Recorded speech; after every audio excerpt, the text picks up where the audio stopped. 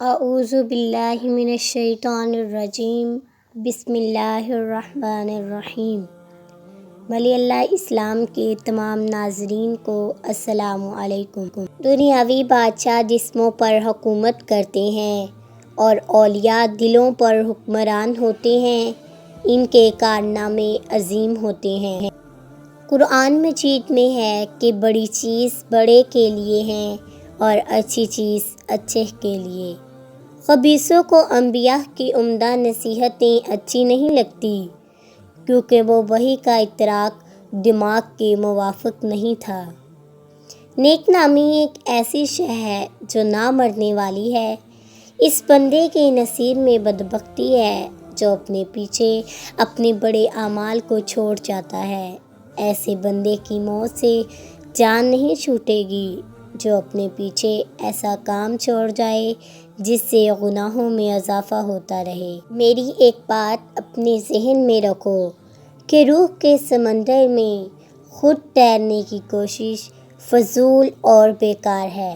روح کے سمندر میں نوح والی کشتی کی ضرورت ہے۔ اللہ، ہمارا مانگنا بھی تیری مہربانی کی وجہ سے ہے، کیونکہ تیری رحمت نہ ہو تو ہم رجوع ہی نہیں کر سکتے۔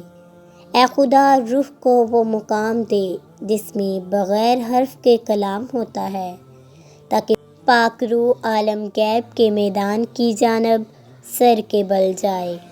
ثقافت فقیروں کو اس طرح ڈھونڈتی ہے جیسے حسین لوگ آئینے کو تلاش کرتے ہیں۔